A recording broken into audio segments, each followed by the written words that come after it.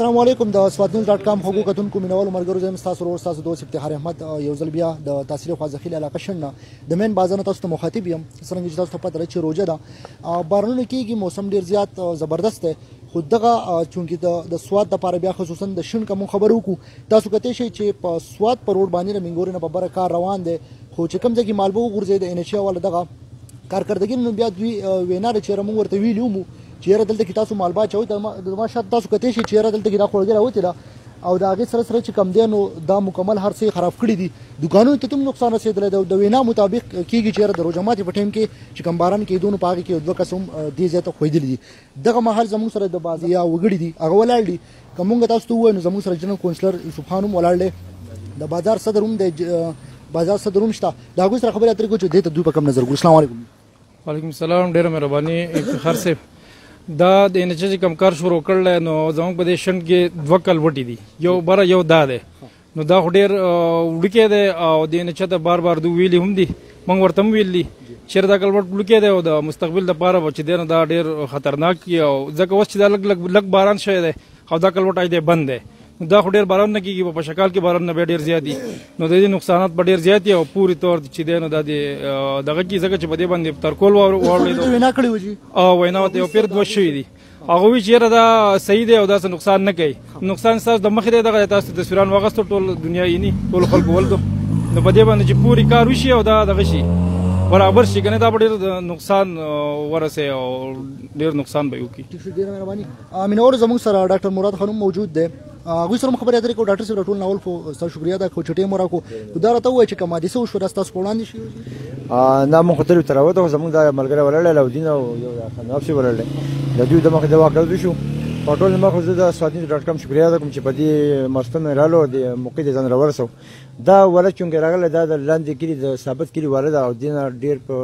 ځمکې چې دي هغه اوبه کېږي وخور دې نه کېږي دا ډېر پخواني والا ده پخوانی کلوټ دی د والي صاحب د وختو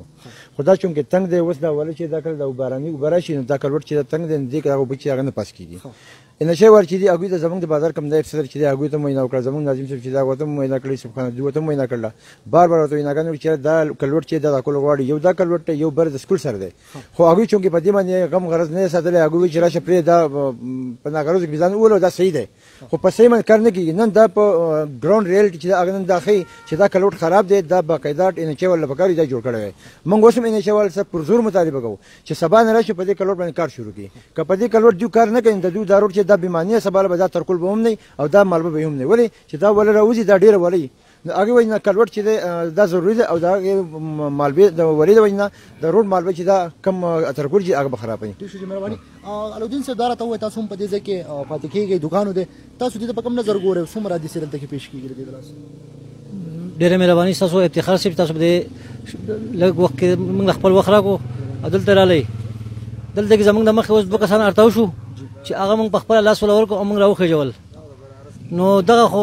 دومره مسله نه وه خو دې نه مخکې نورې موږ ته غټې مسلې پېښېدی شي ځکه دا خو ډېر لږ کم باران و خو چې لږ ډېر باران وشو نو دا به ډېر زیات حادثې بیا پیدا کوي نو د دې غور وکړی شي په دې باندې ایکشن واخیستی شي عدالت جوړ کړی شي. مهرباني. مینوالو د دې ځای چې کوم واکدار خلکو د هغوی هم خبرې اترې تاسو واورېدې که تاسو ته مونږ وښایو یو ځل بیا جي مخکې به هم زه له هغوی سره هم خبرې اترې تاسو ته دا وایو چې یاره دا بیخي لنډ او تنګ یو دغه دی ولې ده چې د دې نه کته چم چې کوم کلی دی هغې ته تې هم وبځي خو ولې تاسو کتلی شئ دا تنګ دی دلته کې NHA والا چې کوم ده هغوی کوم مالبه اچولي د هغې د لاسات بند شوی دی او دلته کې ډېر نقصان کړی دی زموږ سره دا وخت تاسو وګورئ بل هم یو مشر ورور ولاړ دی چې هغه دې ته په کوم نظر ګوري. نو دا خو ټولې د کډر اوبه دي بره دا خو عالم نه دا خو سم خوړ بهیږي او زموږ د مخې ورته 2 کسان اړتاو شو هغه موږ چوت کړو او نور د مسجد دا بینچ ورته کېښو موږ وایي چې دې ته سکونه لوېږي او مهرباني وکړئ دا ځای دې تیار کړي موږ له چې دا ماشومان او دا خلک ورته نه لوېږي مخکې به ستاسو څه لا عملي کړه داسې هغوی څه ایکشن بیا هم وانه کړه بیا به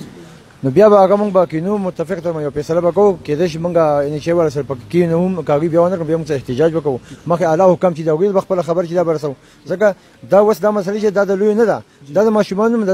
مستقبل لپاره کېدای شي ناڅاپي خوښه روډ د ماشوم روان څوک نه پام وکړي او دې درته شو خو مړ وي سبا مړ مو که نه